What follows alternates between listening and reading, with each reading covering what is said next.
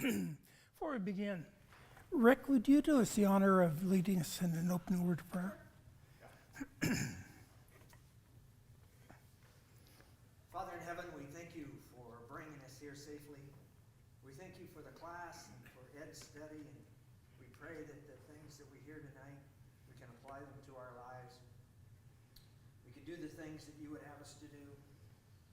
We can think more in your character than we do right now. We pray these things in Jesus Christ's name. Amen. Amen. Thank you. Well, as filling in for Brian, I'm going to try and track his material as best I can. But unfortunately, I can't do a lot about my voice. I have some water up here if I need it. But I think the person that's be challenged the most is going to be Mark in trying to modulate the volume. And I do apologize for that, but there's not a whole lot I can do about it. We find ourselves in Proverbs, the 15th chapter. And one of the things that I always like to do, rather than just simply read the material, is to try to add a little bit of my own flavor to it, if you'll forgive me. And what that means in Proverbs is I'm going to be looking for more connecting thoughts. It is very easy to look at these, and Brian's mentioned it a number of times, that you have verses that are not exactly random, but they only carry the same thought for one or two verses, and then you're switching on a little different emphasis. Well, I do happen to think that there are some underlying themes. They're not easy to find. I will grant that. But I want to try and showcase some of those if I can. And so as we go through it, if you have a comment, please raise your hand, and I'll try to get to you. So Proverbs, the 15th chapter. Let's go ahead and read the first 3 verses. A soft answer turns away wrath, but a harsh word stirs up anger. The tongue of the wise commends knowledge, but the mouths of fools pour out folly.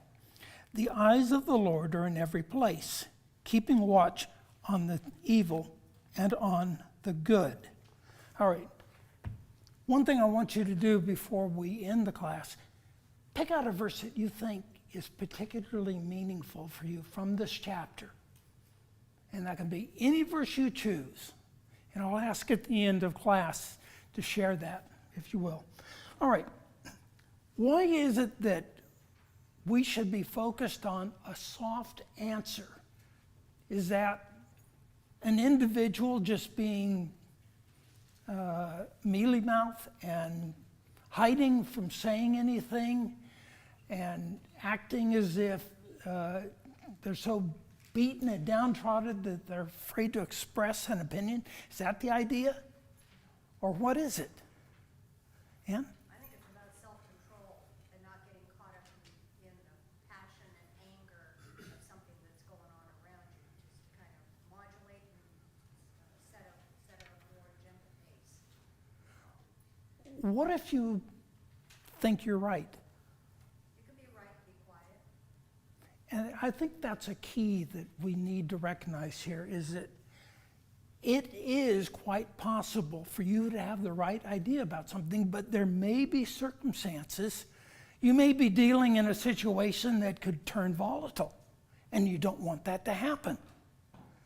And so it's much better to take the wiser road, and if you're ask a direct question, go ahead and answer the direct question, but do it in a way that you're not belittling anyone. Do it in a way in which you don't create or cause strife. Stephen, did you have something? Any thoughts? Steve? When I was in the mills and I was running the mill, people would come in and they'd be super angry. You'd have to get them to sit down. More than once, I realized they were saying exactly the same thing. It's how they said it. Yeah. And when he got them to stop and just say, here's what you just said, Ed. Here, Joe, here's exactly what you said. They're the same, aren't they? Yeah. So knock it off. Don't yell at each other. Don't be, taking that aggressive view, because that's how we respond to it. Yep. It's not even the issue sometimes. It's just, you yell at me, so I'm going to yell at him. And to some extent, I think we might be fighting within ourselves. I mean, there is quite a temptation to jump into a discussion and want to express your ideas and sort of receive that pat on the back and have that thought validated. Well, that's kind of the same thing as you might potentially be causing strife just simply because you're looking for that. So if you don't have to, avoid it, I think is one of the things that Solomon is saying here. Any thoughts? I'm going to have to move right along or we're not going to get through this, I know. Verse 2. So I'm going to have to get used to having this book here. The tongue of the wise commands knowledge, but the mouth of fools pours out folly. What is Solomon saying here? I thought we just said a soft answer turns away wrath. And now we've got, in contrast, the wise speaking wisdom and knowledge.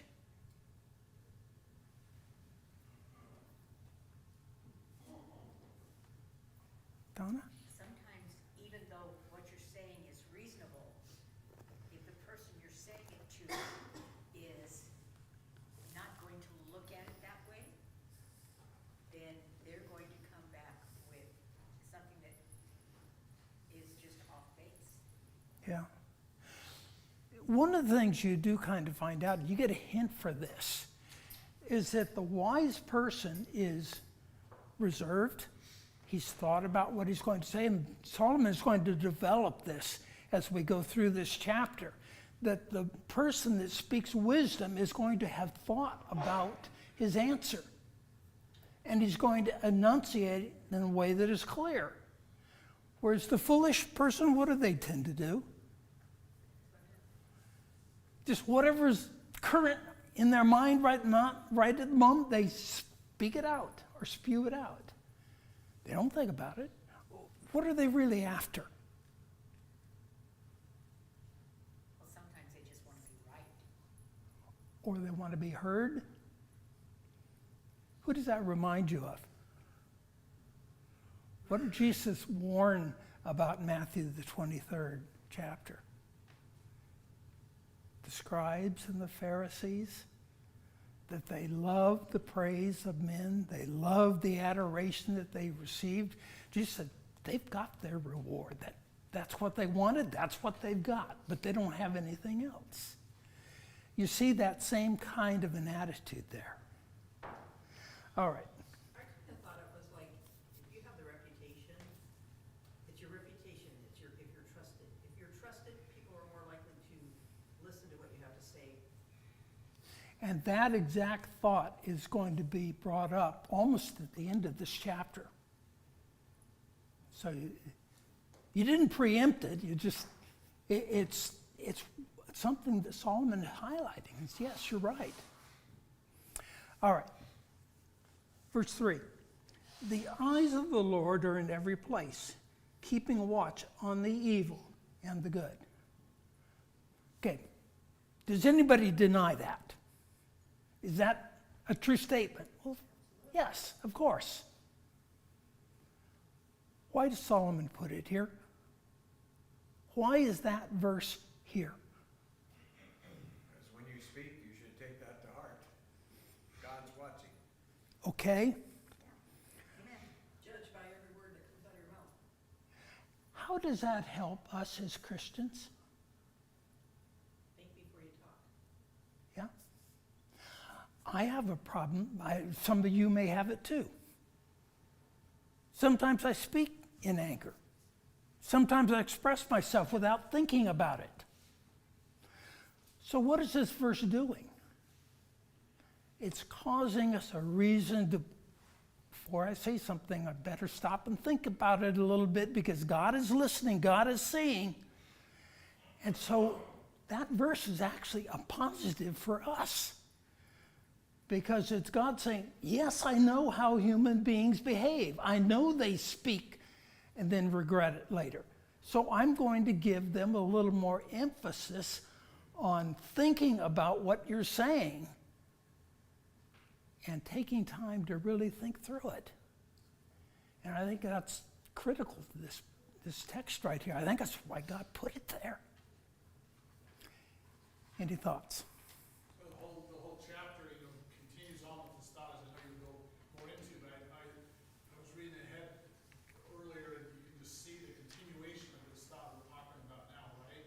So you prepare your mind first because you know you're going to be in a situation. If you don't prepare your mind first to grow in that wisdom, and you get into the situation, you don't think that you're going to handle it right then. You practice it beforehand, right? So it's your overall conduct in everyday life, so that you do have that adverse scenario, you can have that Christ-like demeanor in everything that you're just doing.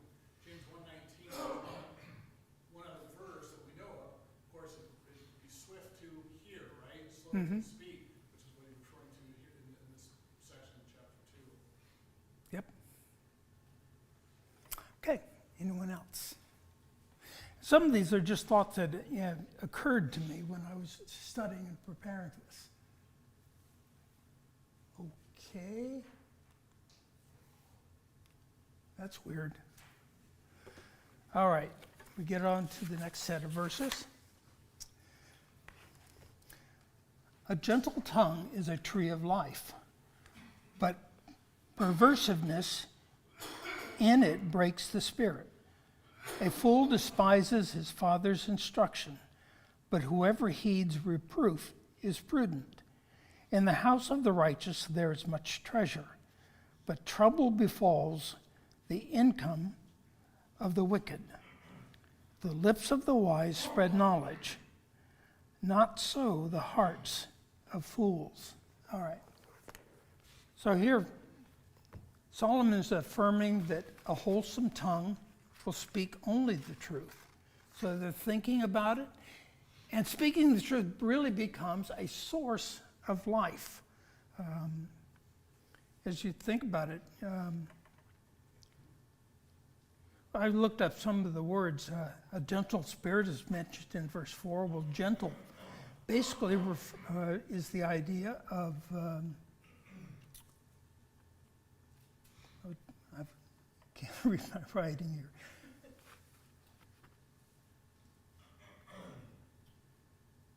I really can't read it. It looks like outline, but that doesn't fit. I'll go on. Pervasiveness, Salem, is to be disastrous, to be vicious in nature. Breach is to fracture, to ruin, to break. We referred to speaking the truth in love from Ephesians 4 and verse 15 as well, is what's brought up there.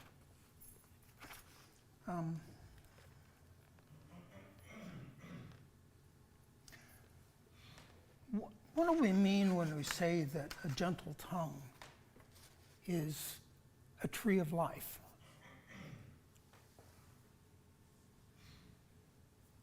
Yeah? It sounds like gentle speech is encouraging. Life and growth, it's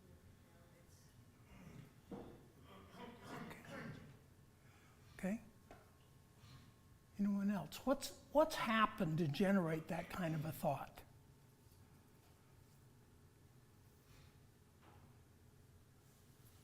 Adversity, maybe? Yeah? Something's happened to make someone try to rethink through different lens, to learn from something that happened. The tree of life can be a beautiful thing, so it's soft tongue.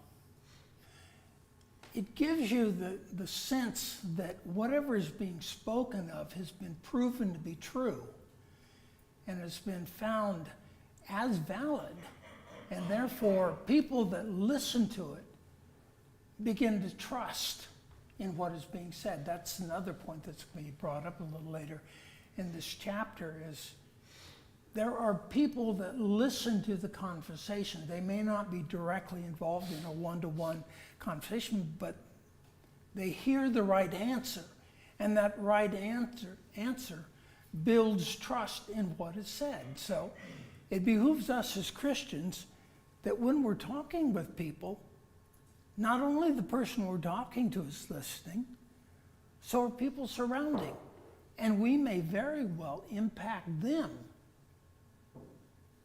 We may not even know that we've done that. So be aware of it as we're speaking, that how we're understood, not only by the person we're addressing, but how we potentially could be understood by those that are just part of the crowd. All right, let's see. Verse 5, a fool despises his father's instruction, but whoever heeds reproof is prudent. I need to get down to here.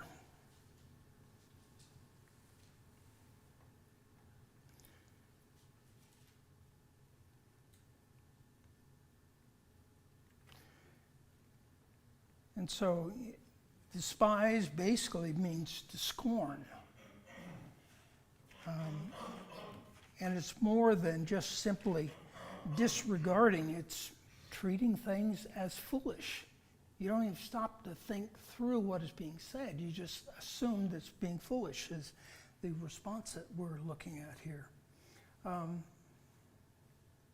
it introduces the idea also that the person who is willing to heed reproof is wise.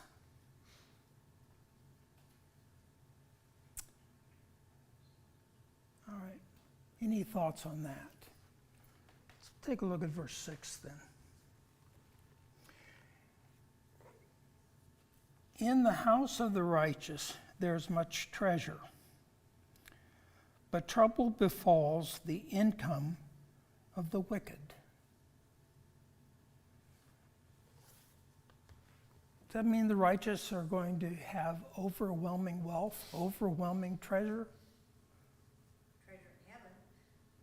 Yeah. I agree with you, but sort of setting that aside, I'm not sure that that's the main point of this verse. It is true, though. What's the attitude of those that will look at this and say, in the house of the righteous there's much treasure? What treasure? What's the attitude of the person in the house of the wise? There's peace and control and confidence. Okay. How about satisfaction?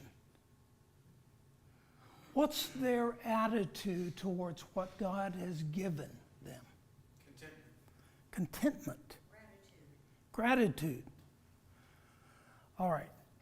Compare that now with the latter half of verse 6. But trouble befalls the income of the wicked. First of all, how did the righteous look at their blessings that they had? They called it treasure, didn't they? How does the wicked look at it? It's mine. Income. Are people ever satisfied with their income?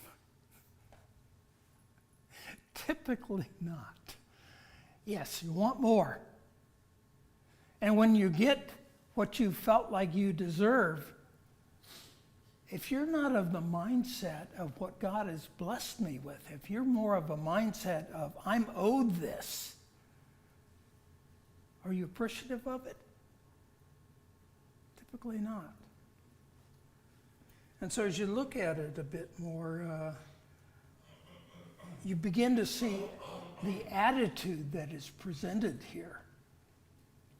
And that's also at play throughout this chapter.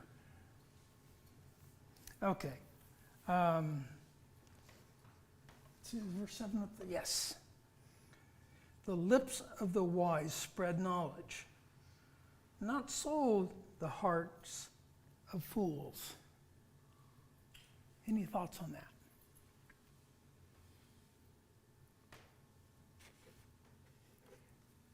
How are the lips of the wise? How do they spread knowledge? Speaking the truth. Okay. They've considered what is being said. And in regards to verse 1, a soft answer turns away wrath. They may not engage in excessive speaking. They may hold back they may wait until they have a better understanding of their answer. And they may be thinking about, how do I phrase this for other people? How do I express it in a way that God is pleased with? And yet, how do I express it in a way that it carries God's truth forward? And so all these things are going to happen.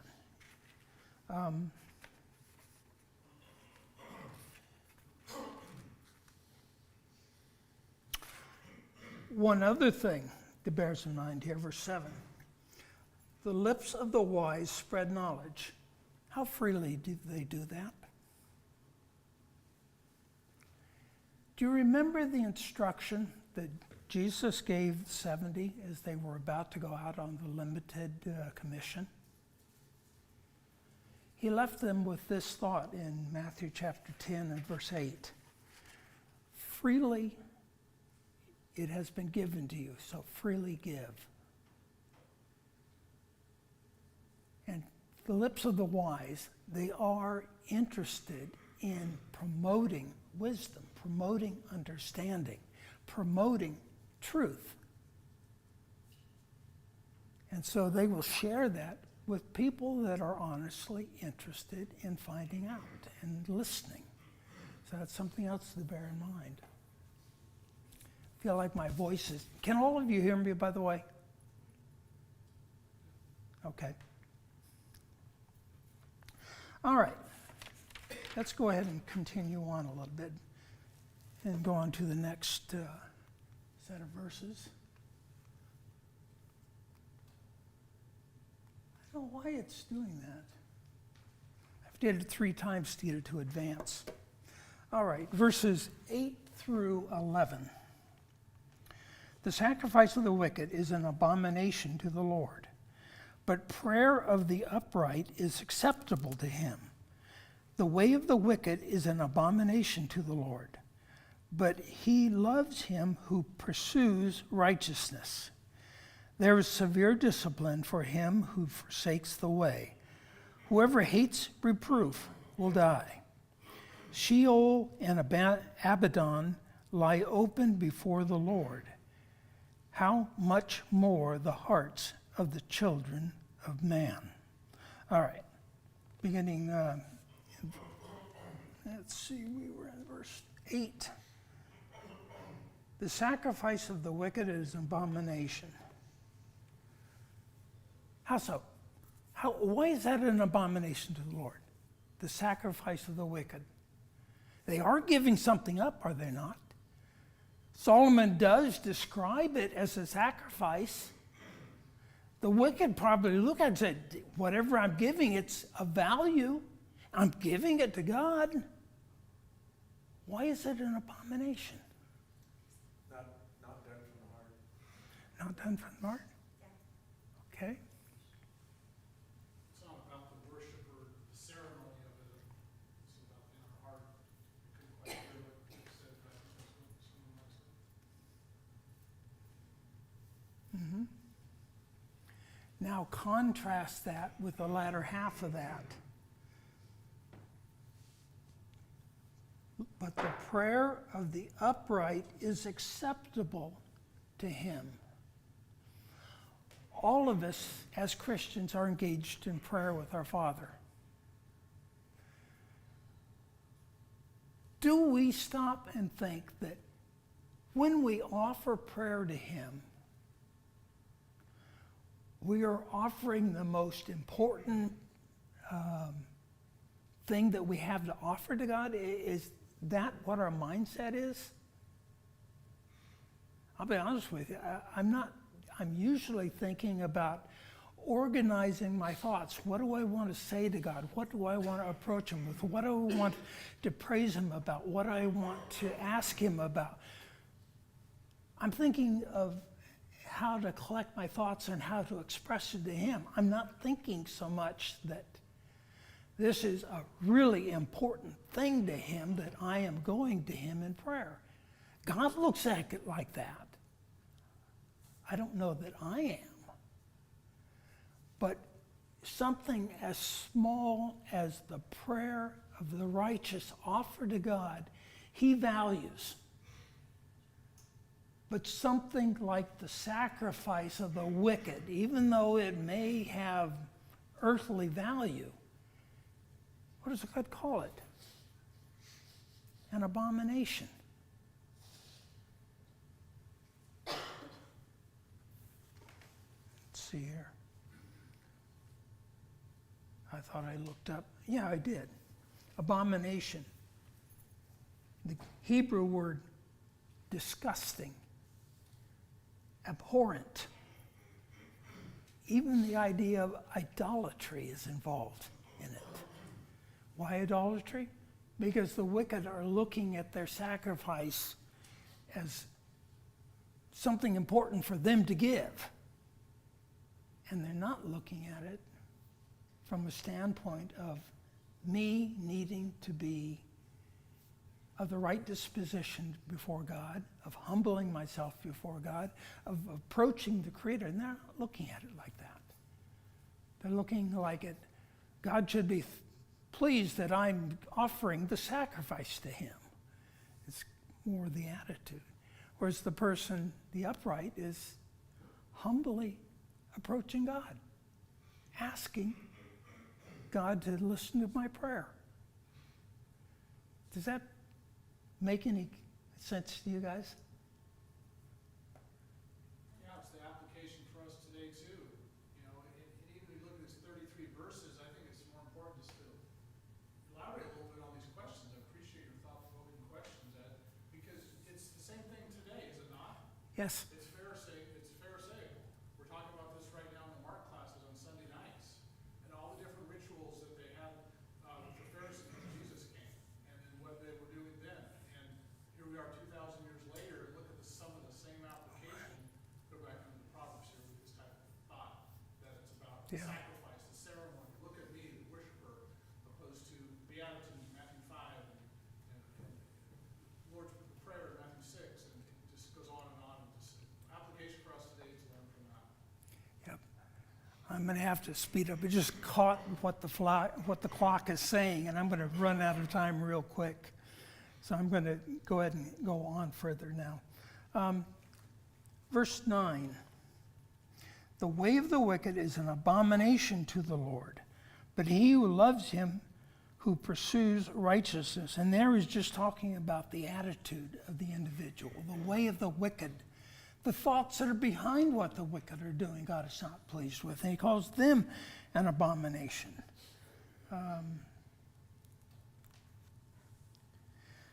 Going on, verse 10, there is severe discipline for him who forsakes the way. Whoever hates reproof will die. And here there's a little different picture that Solomon's painting. He said, okay, you're not listening to the advice of God. You're not listening to the reproof. Think of it from this standpoint. Do you hate your own life? Do you hate your own body? Are you willing to disregard safety, advice, reproof, even when it means detriment to yourself? That's what verse 10 is really talking about, that it's that kind of an attitude where you're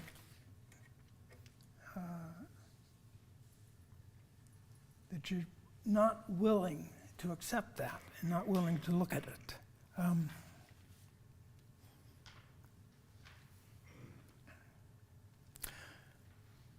Verse 11, part of my frustration is I'm reading from this, which is ESV, but I looked at it from the King James, and the words aren't the same.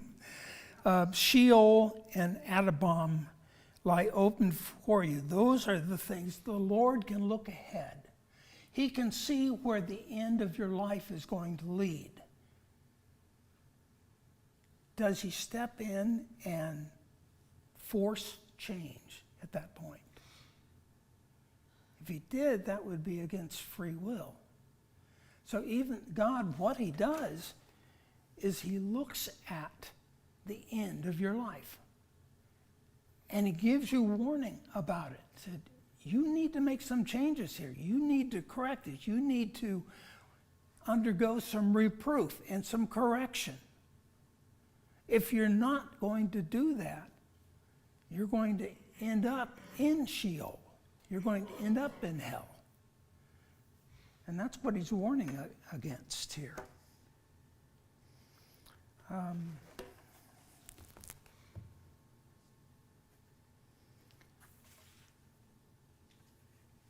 Verse 11.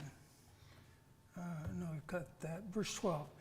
A scoffer does not like to be reproved. He will not go to the wise. Ever seen a scoffer go and seek advice? Doesn't happen, does it?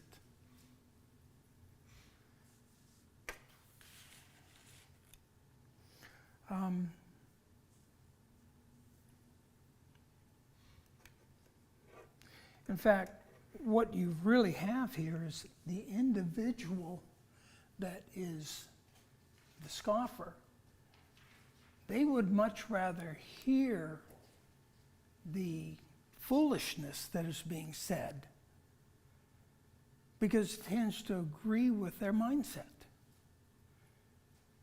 than to put in the effort to understand and apply what wisdom would lead towards and what understanding would lead towards.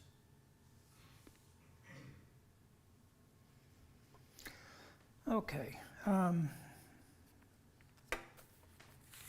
go ahead and go on to the next slide. Okay.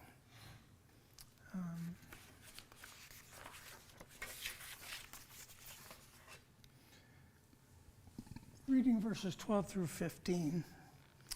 A scoffer does not like to be reproved. He will not go to the wise. A glad heart makes a cheerful face, but by sorrow of heart the spirit is crushed. The heart of him who has understanding seeks knowledge, but the mouths of fools feed on folly. Okay. Oh, it does have verse 15. That all the days of the afflicted are evil, but the cheerful of heart has a continual feast. All right. So going back to verse 12, a scoffer does not like to be approved. He will not go to the one that we read that. Let's go to verse 13. A glad heart makes a cheerful face, but by sorrow of heart the spirit is crushed. And that's basically just a statement that is, we find to be true, that if you're glad, if your heart is glad, that's going to be reflected on the outside. Same is also true that if you're downtrodden and sad and you're always looking at negative things that are going to happen, you're going to reflect that as well.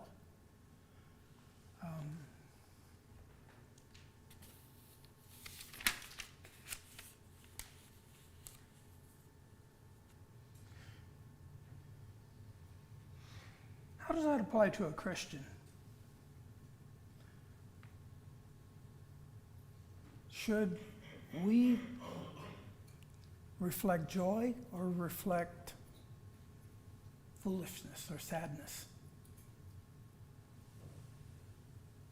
What did James have to say in James 1 verses 2 through 4? Count it all joy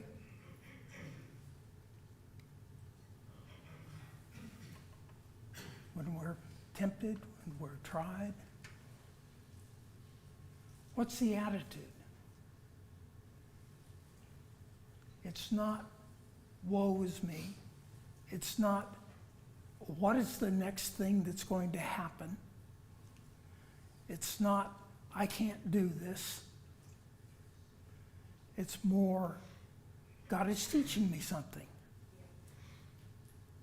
God is paying attention to me. God is watching. Here are some things that God has given me to help overcome Satan's temptation.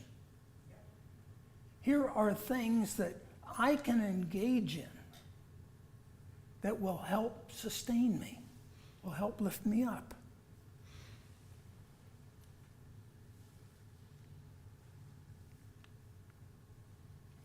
All right, verse 14 also.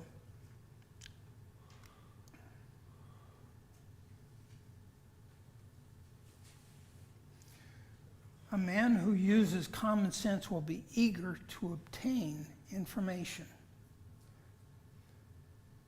And a fool would be content with his foolishness and to learn something new.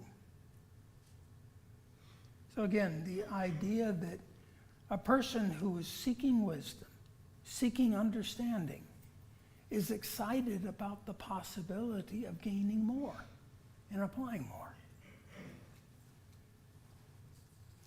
All right, verse 15.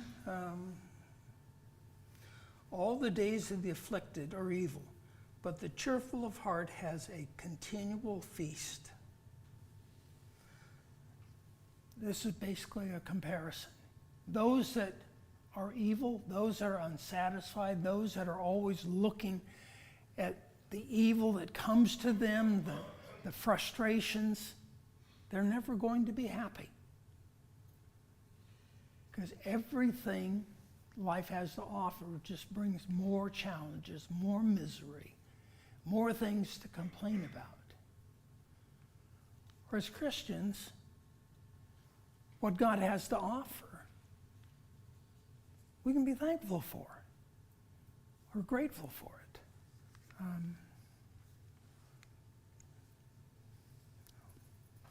All right. Let's see. Going to verse 16.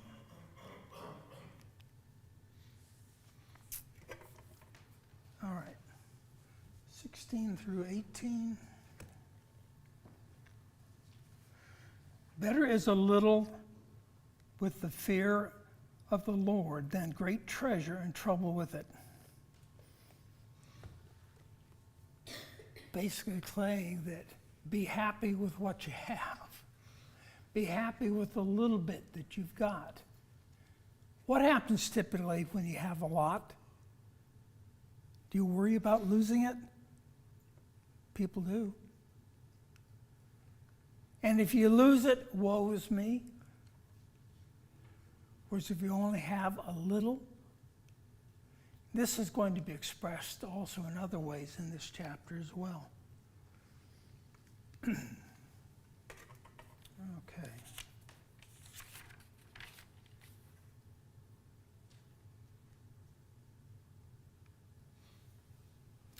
All right, verse 17. This is an interesting one. Better is a dinner of herbs where love is than a fattened ox and hatred with it. Does anyone happen to have the NIV version with them right handy? Anyone? Basically, the NIV uses the idea of a dinner of vegetables. A few vegetables, and being satisfied with that, and being thankful for that, as opposed to with a large group of people where there's contention and strife, and served a fattened ox or a fattened cow. And so you've got basically a comparison between vegetables and steak. Which would you rather have? The standard also does that. Yeah. It's only a few I saw did that, but it does, for me at least, it makes the contrast a little bit clearer, because herbs I think of in terms of a spice and a flavoring, as opposed to the other way, but so be it. All right. But that's the idea, is be satisfied with what God offers.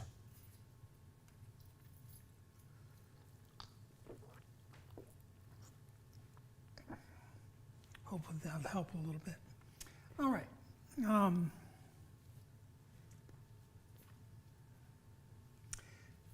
Verse 18, a hot-tempered man stirs up strife, but he who is slow to anger quiets contention. It's just common sense. If you're going to go and deal in a situation where strife is potentially going to be a problem, you don't want to bring a hot-tempered individual there because you won't be able to accomplish anything. In fact, it may actually cause more problems.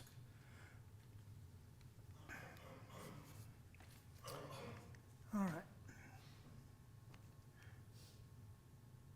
This is also in contrast to verse 1.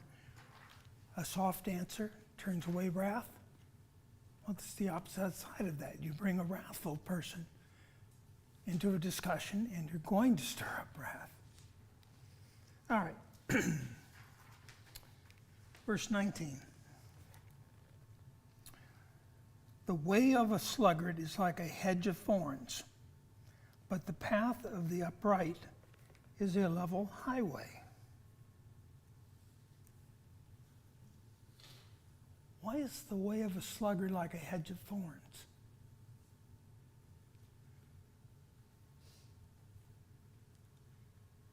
Anyone? First of all, what do we mean by sluggard? Lazy. An individual who doesn't want to do things. So if you give a lazy person a task, what tends to happen? Procrastination, excuses, reasons that they can't do it. Or in this particular case, a hedge of thorns. I can't do that. There are thorns in the way. What do you want? Do you want me to get all scraped up? But to the person who is upright, they see that same hedge of thorns. Has the thorns changed in some way? It's still there. What's happened? What's different? Willingness. The willingness? The attitude? The sluggard looks at it and says, I can't. The upright looks at it and says, I can with God's help. And then they go about whatever they need to do, cutting the thorns, looking for another way around it, whatever it takes to accomplish the task. And that's the attitude that Solomon is pointing out here. All right.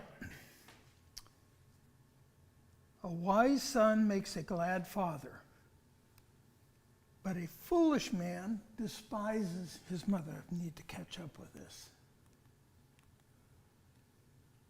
All right. I will state what I think about the general reason that this is stated this way. Parents want to be proud of their kids.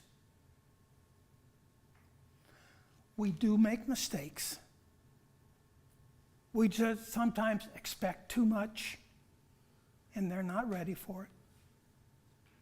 We sometimes get disappointed in them when we shouldn't. But in general, a wise son will make a glad father, both mother and father. And a foolish son will be despised by both.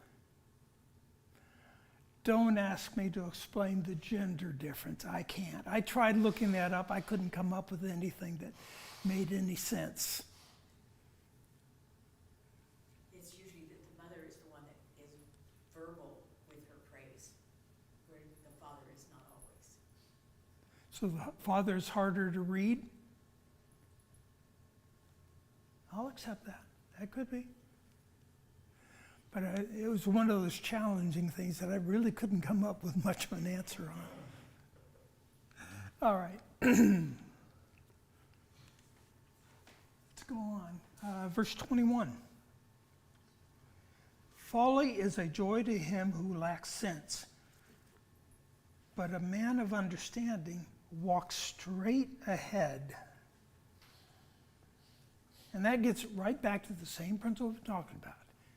A person who is foolish, a person who doesn't want to gain understanding, it's too much effort to try to understand. So it's far easier to listen to someone else's foolishness and rejoice in that than to put in the effort that it takes to gain true understanding. I think that's the idea that he's presenting here. 22.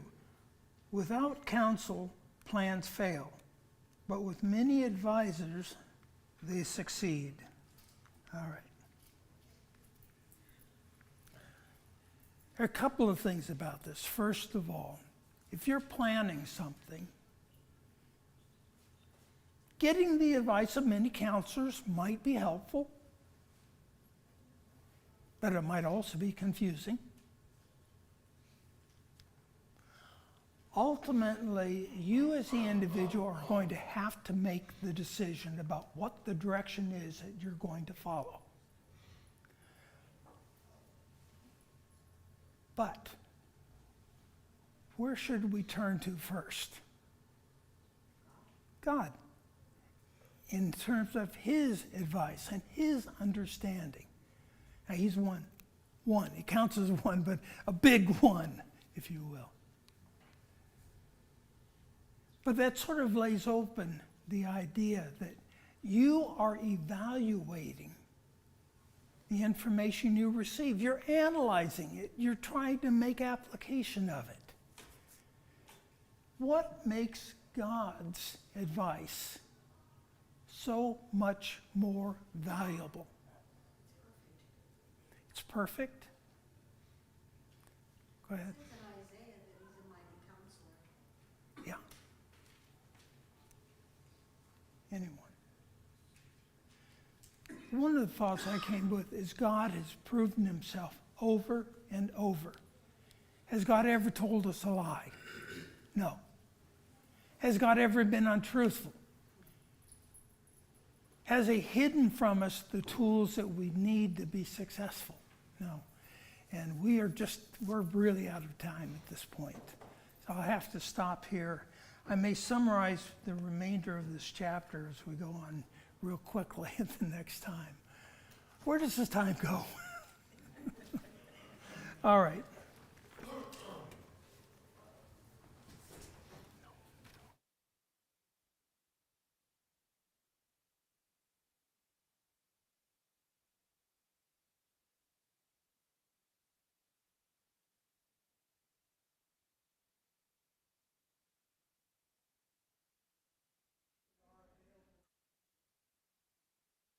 Through that next week.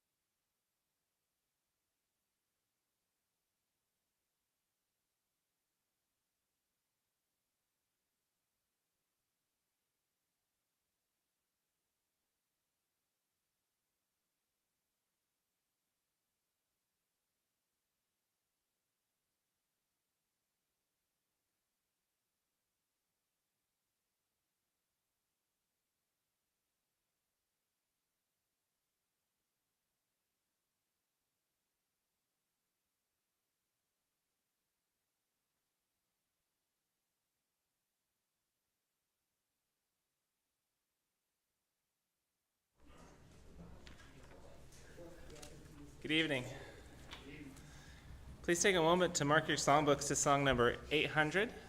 Song number 800 will be the song of invitation this evening. And once you've marked your book there, please turn to song number 583, Sing to Me of Heaven.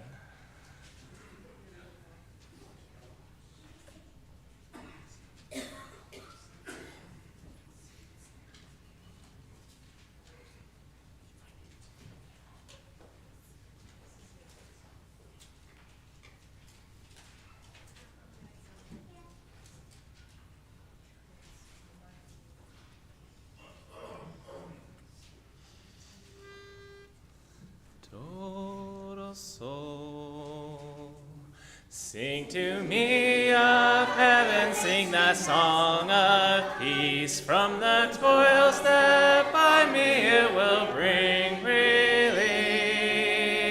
Burdens will be lifted that are pressing so. Showers of great blessing o'er my heart will flow. Sing to me of heaven, let me fondly dream of its golden glory, of its pearly gleam. Sing to me when shadows of the evening fall. Sing to me of heaven's sweetest song of all. Sing to me of heaven as I walk alone, dreaming of the comrades that so long have gone. In a fairer region among the angel throng, they are happy as they sing that old sweet song. Sing to me of heaven, let me fondly dream of its golden glory, of its pearly gleam.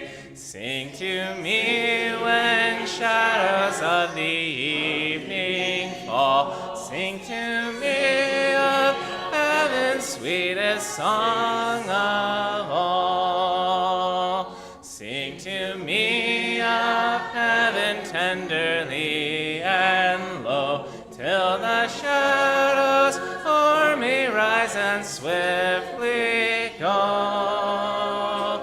When my heart is weary, when the day is long, sing to me of heaven, sing that old sweet song. Sing to me of heaven, let me fondly dream of its golden glory, of its pearly gleam.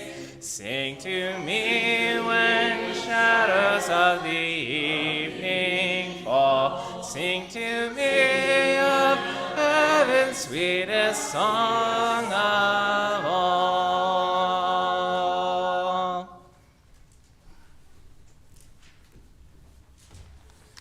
Good evening, everyone. What great singing from those young kids. Just made me smile from ear to ear. Wish I had that when I was young. Just wanted to share, which everyone here knows, but the characters of God's love. I got three things written down here. Sacrificial and costly. Ultimate proof of God's love is the sacrifice of his son Jesus for us. What a blessing that is. Unfailing and inexhaustible. Let's go to Lamentations 3:22 and 23. That's 3:22 and 23. The Lord's loving kindness indeed never ceases, for his compassion never fails. They are new every morning. Great is your faithfulness. And the last one I have is Romans 8.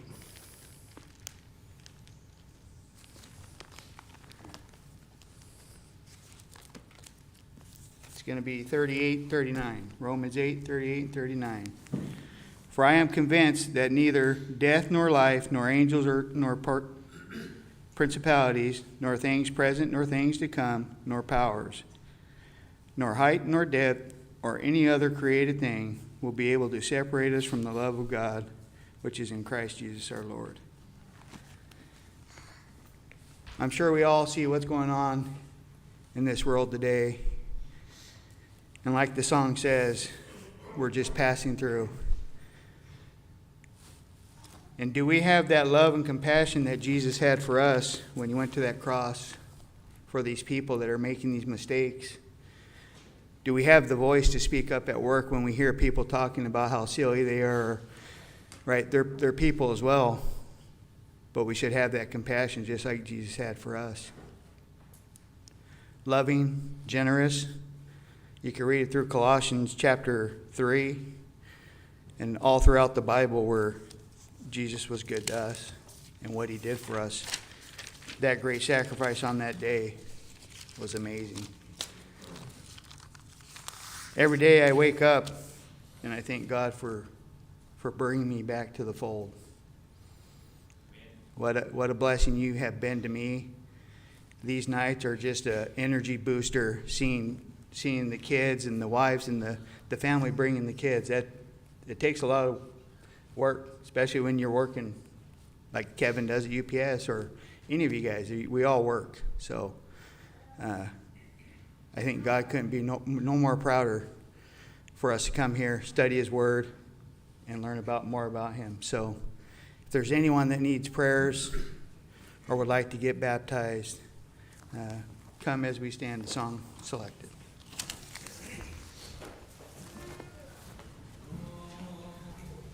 Zion's call sweetly rings over land and sea, bidding us look to realms above, while the light from the throne shines for you and me. Let us listen to the call of love. Zion's call is ringing, coming from the throne above. While we hear it ringing, let us heed the call of love. On the road to the goal, burdens we must bear, but we have help from realms above.